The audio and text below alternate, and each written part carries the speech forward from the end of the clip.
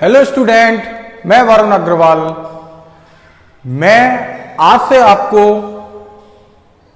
कक्षा 9 का mathematics start करने जा रहा हूं। कक्षा 9 जिसका अपना पहला चैप्टर जिसका नाम है संख्या पद्धति। क्या है? संख्या पद्धति। और इंग्लिश में बोलते हैं नंबर सिस्टम्स। क्या बोलते हैं इंग्लिश में? Number systems. और हिंदी में बोलते हैं संख्या पद्धति। तो नंबर सिस्टम क्या है, पहले हम इस पर चर्चा करते हैं। चर्चा करने से पहले मैं आपसे चाहूंगा कि जिन्होंने अभी तक मेरा चैनल सब्सक्राइब नहीं किया है, कृपया कर मेरे चैनल को सब्सक्राइब करें। साथ ही मेरी वीडियो को एंड तक देखें और लाइक करें और वहां उपस्थित बेल आइकन को भी प्रेस करें, जिससे कि आने वाले समय में मेरी लेटेस्ट वीडियो आपको आसानी से मिल सके और उनका नोटिफिकेशन भी आप तक आसानी से पहुंच सके। तो अभी हम स्टार्ट करते हैं क्लास 9 चैप्टर 1 जिसका नाम है नंबर सिस्टम्स। तो नंबर सिस्टम्स यानी संख्या पद्धति। अगर मैं आपसे बात करूं, हम छोटी कक्षाओं से नंबर्स यानी संख्याओं के बारे में पढ़ते आ रहे हैं। पुरानी कक्षाओं में हमने आपको संख्या रेखा की भी चर्चा करी थी, यानी नंबर लाइन। नंबर लाइन याद करिए क्या होती थी। एक हमने लाइन ड्रॉ करी, इसके यहां मिडिल में कहीं हमने जीरो को लिया। किसको लिया? जीरो यानी शून्य। और शून्य के अगर हम दाहिनी ओर चलें, शून्य के अगर हम राइट साइड चलना चालू करें तो हमको धनात्मक संख्याएं मिलना चालू हो जाएंगी। कौन सी संख्याएं? धनात्मक संख्याएं। जीरो के जब हम राइट साइड चलेंगे तो 1 2 3 4 5 इस तरह से आपको अनेकों अनेक संख्याएं मिलना चालू हो जाएंगी। इसी तरह से अगर मैं जीरो के लेफ्ट साइड चलना चालू करूं, इस संख्या रेखा पर अगर मैं जीरो के लेफ्ट साइड चलना चालू करूं तो आपको ऋणात्मक संख्याएं यानी नेगेटिव नंबर्स मिलना चालू हो जाएंगे। जैसे -1 -2 -3 इस तरह से आपको डिफरेंट भिन्न भिन्न अनेकों आपको ऋणात्मक संख्याएं जीरो के जब शून्य के जब लेफ्ट साइड चलना चालू करेंगे तो मिल जाएंगी। दूसरी बात, क्या ये जो जीरो और 1 है इसके बीच में भी तो संख्याएं होंगी? बिल्कुल होंगी। इनके बीच में कुछ भिन्नात्मक संख्याएं भी वर्क करेंगी। जीरो और 1 के बीच में अनेकों क्या भिन्नात्मक संख्याएं भी वर्क करेंगी। जैसे रफली लिखे हम 1/2 हो सकती है, ऐसी 1 और 2 के बीच में भी हो सकती है। कितना? 3/2। मैं एक उदाहरण बता रहा हूं, संख्याएं अनेकों होंगी। जैसे 0 और 1 के बीच में 1/2 1/3 1/4 1/5 1/6 1/7 इस तरह से अनेकों अनेक संख्याएं दो अंकों के बीच में होंगी। ऐसी 2 और 3 3 और 4 इस तरह से अनेकों संख्याएं आपको मिलना चालू हो जाएंगी। इसी तरह से हम अगर लेफ्ट साइड वर्किंग करते हैं, बाईं ओर चलना चालू करते हैं तो इधर की ओर भी आपको अनेकों ऋणात्मक संख्याएं मिलना चालू हो जाएंगी। जैसे -1/3 -1/2 -1/3 1/4 1/5 इस तरह से -2/3। इसी तरह से -1 -2 -3 इस तरह से इनके बीच में अनेकों संख्याएं प्राप्त आपको होंगी। यानी हमें एक रिजल्ट मिला कि हमारी संख्याएं -इनफाइनाइट से स्टार्ट होते हुए इनफाइनाइट तक, यानी -इनफाइनाइट से स्टार्ट करते हुए इन सब संख्याओं से गुजरते हुए जब हम अनंत तक पहुंचते हैं तो आपको अनेकों संख्याएं प्राप्त होती हैं। कुछ संख्याएं आपको अंकों के रूप में, पूर्ण अंकों के रूप में प्राप्त होंगी और कुछ संख्याएं आपको दशमलव यानी भिन्नात्मक रूप में आपको प्राप्त होंगी। तो ऐसी स्थिति में यही आप नंबर सिस्टम के बारे में हम पीछे आपको संख्या रेखा के बारे में आपको पीछे बताया था। तो अभी यही हम और डिस्कस करें तो हम बात करते हैं नंबर सिस्टम्स में संख्याओं की। संख्या कितनी तरीके की आप पीछे पढ़ते हुए आए। यानी नंबर्स जो हमने पढ़ाए थे आपको पिछली कक्षाओं में, उन्हीं नंबर्स पर अब हम बात करते हैं। जैसे अगर मैं जीरो से राइट साइड चलना चालू करूं, जीरो के राइट साइड चलना चालू करूं और पूर्ण अंकों को ढूंढना चालू करूं, तो आपको कौन कौन सी संख्याएं मिलेंगी? एक पूर्ण अंक यानी अंक की संख्याएं जो भिन्नात्मक ना हो, 1 2 3 4 5 6 7 अप टू डेट कहां तक? इनफाइनाइट तक। यानी जीरो के जब राइट साइड चलना चालू करूंगा तो आपको 1 से लेकर अंक, पूर्ण अंक की बात कर रहे हैं, पूरा अंक हो, भिन्नात्मक ना हो, 1 से लेकर अनंत तक अनेकों अनेक संख्याएं आपको प्राप्त होंगी। तो ऐसी संख्याओं को हम क्या कहते थे? प्राकृतिक संख्याएं। क्या कहते थे? प्राकृतिक संख्याएं यानी नेचुरल नंबर। यानी बात करें कौन सी संख्याएं? प्राकृतिक संख्याएं। कौन सी संख्याएं? प्राकृतिक संख्या। इंग्लिश में बोलते हैं नेचुरल नंबर। क्या बोलते हैं? Natural number. शॉर्ट में लिख दिया NO डॉट लगाते हुए, नेचुरल नंबर। अब नेचुरल नंबर अभी बताए मैंने कौन कौन से? जीरो के राइट साइड चलना चालू करें और 1 से प्रारंभ करें। ठीक, कितने से प्रारंभ करें? 1 से। तो 1 2 3 4 5 इस तरह की अनंत तक की संख्याएं आपको प्राप्त हो जाएंगी। और कितनी होंगी गिनती में?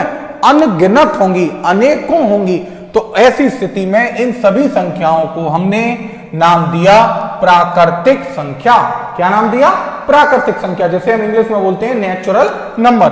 और ये जो हमने नेचुरल नंबर है, इसे इन शॉर्ट रिप्रेजेंटेशन कर दिया कैपिटल N से। अब जब भी संख्याओं की बात अगर हम कहीं करते हैं और अगर आपको कैपिटल N लिख देते हैं तो आप समझ सकते हैं कैपिटल N, इसका मतलब आपका नेचुरल नंबर की बात हो रही है, प्राकृतिक संख्याओं की बात हो रही है।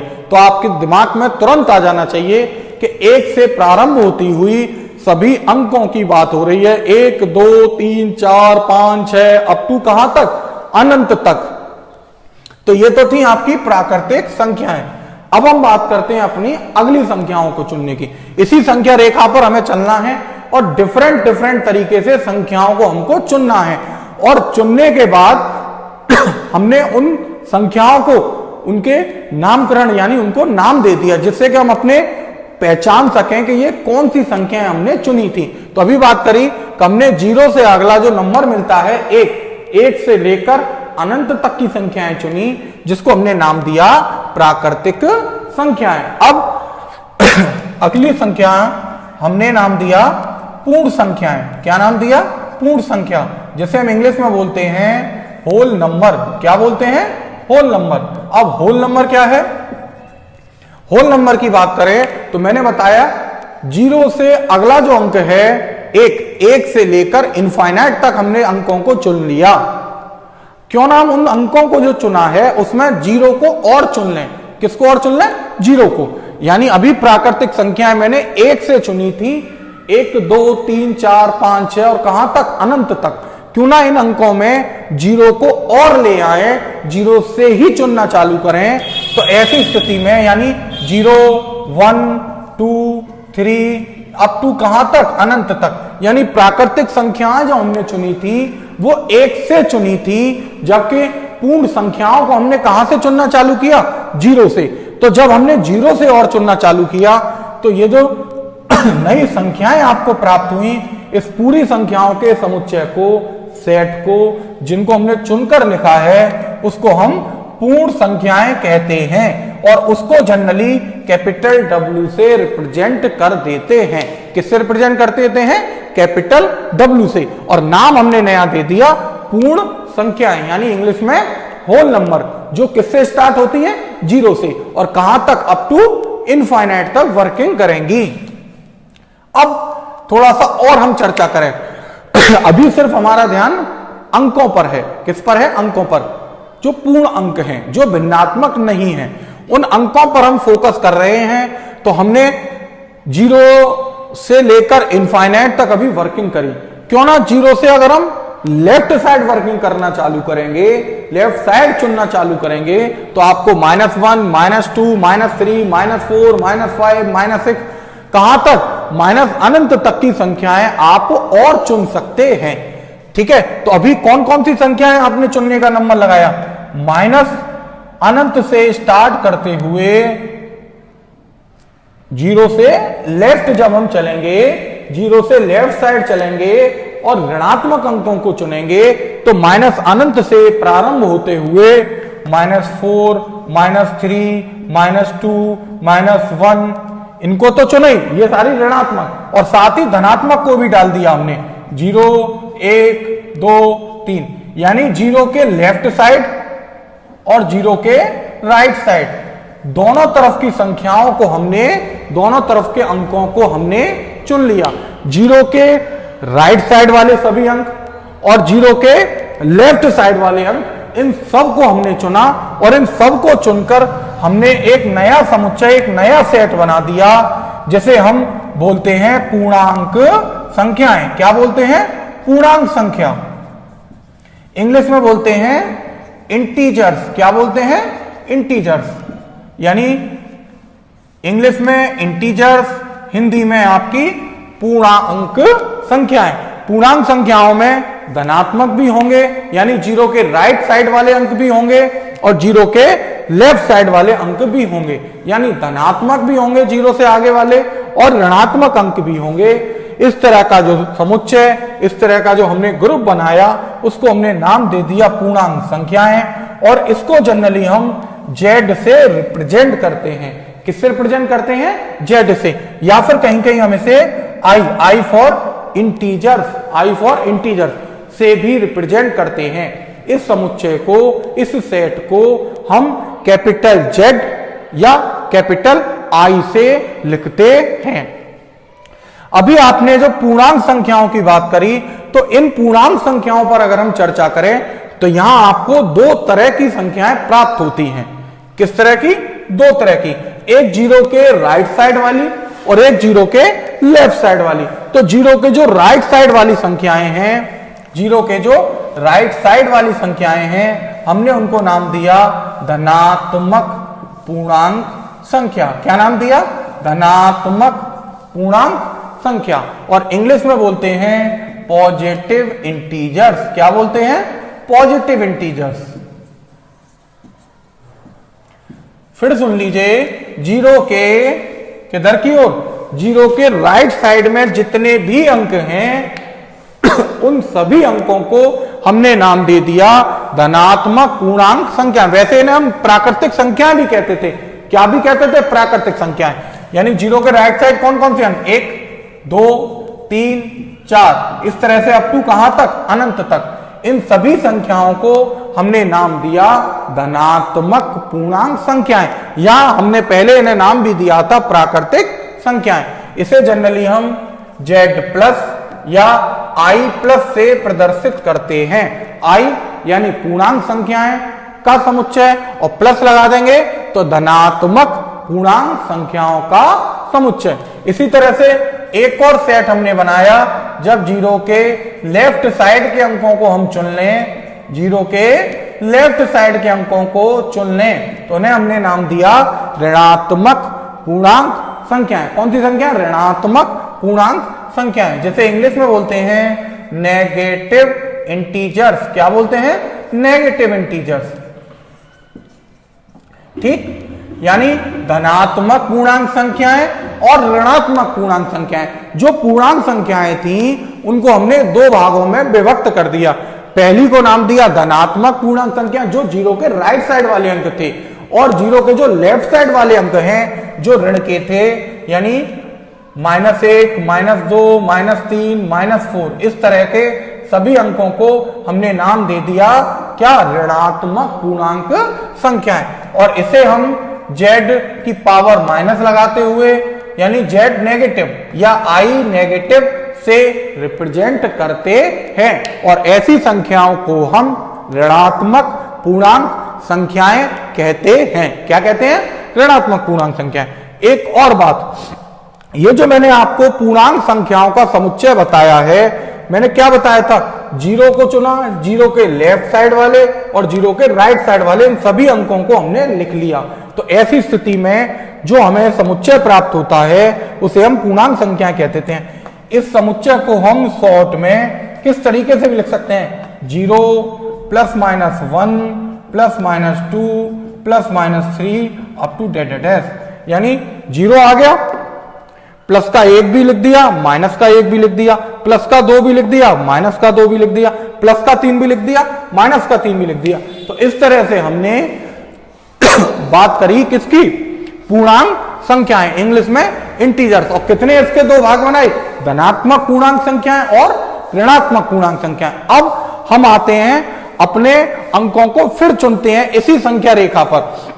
अगर हम ध्यानपूर्वक देखें तो हमने अभी तक 0 से अगली जो अंक थे, 0 से अगले जो अंक थे उनको चुना तो प्राकृतिक संख्या बनाया, 0 को उनके साथ चुन लिया तो पूर्ण संख्या बनाया, और 0 को चुना, 0 के राइट साइड वाले अंकों को चुना और लेफ्ट साइड वाले अंकों को चुना तो हमने पूर्णांक संख्या बनाया।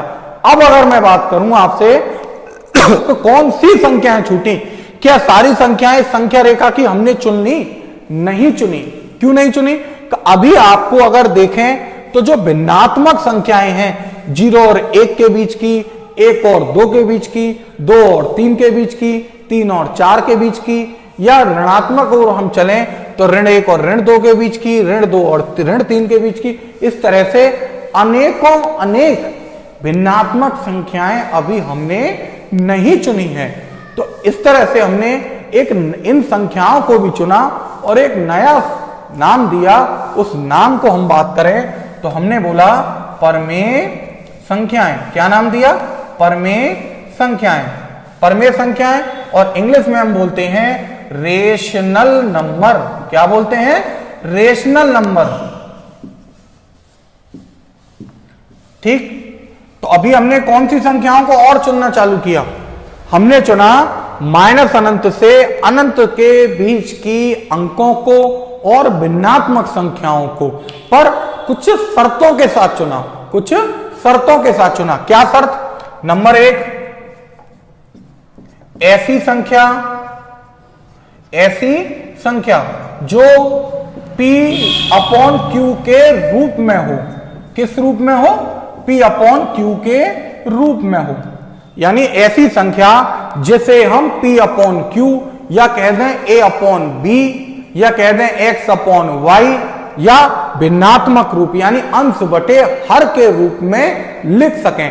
ऐसी संख्या जो P/Q के रूप में हो, यानी इस रूप में लिखी जा सके।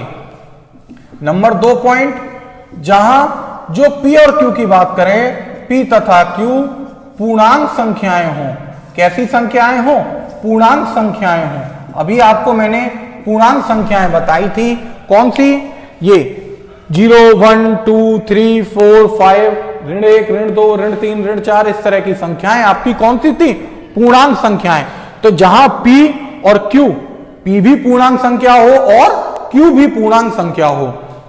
तीसरा पॉइंट और बेहद इंपोर्टेंट पॉइंट, बेहद महत्वपूर्ण पॉइंट, Q का मान ना हो बराबर किसके, 0 के।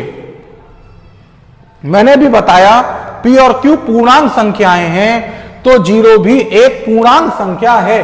तो P का मान 0 भी हो सकता है, Q का मान 0 भी हो सकता है। बस अगर हम Q का मान 0 ले लेते हैं, अगर हम Q का मान 0 ले लेते हैं तो आप जानते हैं P/0 क्या हो जाएगा, P/0। Q की जगह अगर हम 0 चुन लें और 0 से अगर हम किसी संख्या में भाग देते हैं तो हमें अपरिभाषित मान प्राप्त होता है।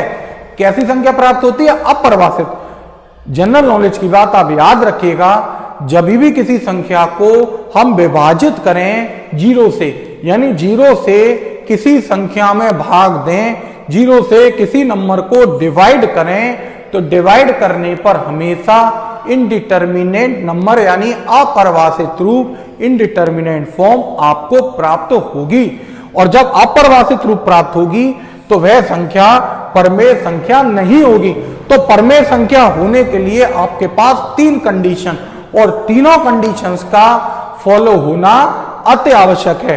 पहला, कोई भी संख्या परमेय संख्या है अगर उसे P अपॉन Q के रूप में लिखा जा सके। किस रूप में लिखा जा सके? P अपॉन Q, यानी अंश बटे हर, यानी न्यूमरेटर अपॉन डिनोमिनेटर की फॉर्म में लिख सकें। साथ ही P और Q पूर्णांक संख्याएं हों, यानी P और Q इंटीजर्स हों, और साथ ही तीसरी और महत्वपूर्ण शर्त कि Q का मान आपका शून्य ना हो, Q आपका क्या ना हो? जीरो ना हो, Q not is equal to zero हो। तो ऐसी स्थिति में आपकी संख्या परमेय संख्या कहलाती है। जैसे एग्जाम्पल लें तो 1/2, क्या लें? 1/2। तो 1/2 की बात करें तो आप देखेंगे क्या यह P अपॉन Q के रूप में नहीं लिखी? यस, 1/2 P अपॉन Q के रूप में लिखी है। तो यह एक कैसी संख्या है? परमेय संख्या है। पर अभी कंफर्म नहीं, क्यों? क्योंकि अभी 2 पॉइंट और हैं। P और Q पूर्णांक हो तो P का मतलब यहां 1 है, Q का मतलब 2 है, जो कि 1 और 2 पूर्णांक संख्याएं हैं। और तीसरी शर्त, Q 0 ना हो, तो यहां स्पष्ट है Q का मतलब यहां 2 है, जो कि 0 के बराबर नहीं है। तो इस तरह से हम कह सकते हैं 1/2 एक परमेय संख्या है। और भी लिख सकते हैं 5/6, 7/8, या सिर्फ एक नंबर, सिर्फ एक नंबर। ये भी सब कैसी संख्याएं हैं? परमेय संख्याएं। आप कहोगे ये नंबर्स कैसे परमेय संख्याएं हो गई? ये जो अंक लिखे हैं 3, 5, 2, 3, 5, 2, ये कैसे परमेय हो गया? तो परमेय संख्याओं का हम रूल फॉलो करते हैं, P अपॉन Q के रूप में हो। आप 3 पर अगर हम फोकस करें तो क्या हम इस 3 को 3/1 नहीं लिख सकते? क्या लिख सकते हैं? 3/1। तो क्या P अपॉन Q की फॉर्म नहीं है? P अपॉन Q की फॉर्म है। साथ ही P और Q पूर्णांक हो तो P का मतलब यहां 3 से है, Q का मतलब 1 से है। तो 3 और 1 दोनों ही कैसी संख्याएं हैं? पूर्णांक संख्याएं हैं। और साथ ही तीसरा point, Q not equal to 0 हो तो Q का मान यहां पर 1 है। तो इस तरह से आपकी परमेय संख्याएं यानी रेशनल नंबर होने के लिए जो आवश्यक शर्तें थी, वो यह नंबर यानी जो 3 है वो सभी शर्तों को पूरा करता है। तो इस तरह से हमने देखा कि इस तरह की संख्याओं को हम परमेय संख्याएं कहते हैं। परमेय संख्याओं को हम जनरली Q से रिप्रेजेंट करते हैं। किससे रिप्रेजेंट करते हैं? Q से, कैपिटल Q। जैसे मैंने बताया, प्राकृतिक संख्याओं को कैपिटल N से लिखते हैं, पूर्ण संख्याओं को हम कैपिटल W से रिप्रेजेंट करते हैं, पूर्णांक संख्याओं को कैपिटल I और कैपिटल Z से रिप्रेजेंट करते हैं। धनात्मक पूर्णांक हो, ऋणात्मक पूर्णांक हो, उन्हें हम I+ और I- से रिप्रेजेंट करते हैं। इसी तरह से हम बात करें परमेय संख्याओं की, तो परमेय संख्याओं को हम कैपिटल Q से रिप्रेजेंट करते हैं। और इसमें कहां तक के अंक आएंगे?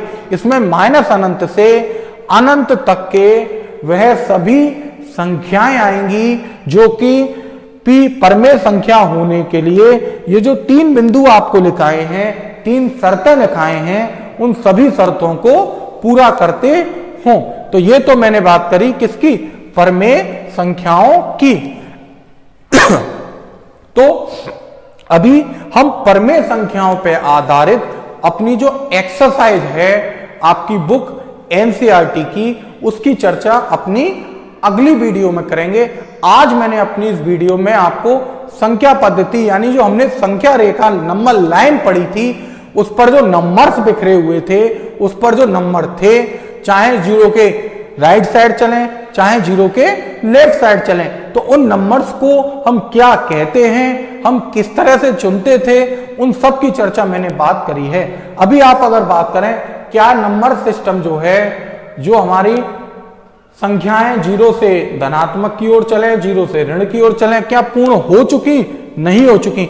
अभी कुछ और भी संख्याएं हैं जिनकी बात हम अपनी आगामी टॉपिक्स में और आगामी अपनी वीडियो में करेंगे। तो आज बच्चों मैंने आपको नंबर सिस्टम स्टार्ट किया है। अगली वीडियो में मैं आपको इसके पर आधारित एक्सरसाइज यानी उन पर चलूंगा। साथ ही मैं आपसे फिर से रिक्वेस्ट करूंगा कि जिन्होंने अभी तक मेरा चैनल नहीं सब्सक्राइब किया है कृपया कर मेरे चैनल को सब्सक्राइब करें और वहां उपस्थित बेल आइकन को अवश्य दबाएं, जिससे कि आपको मेरी लेटेस्ट वीडियो के नोटिफिकेशन भी मिल सके। और अभी तक जिन्होंने मेरी वीडियो भी लाइक नहीं करी है, कृपया कर मेरी वीडियो को लाइक भी करें। तो अगली वीडियो तक के लिए आप सभी से मेरा नमस्कार।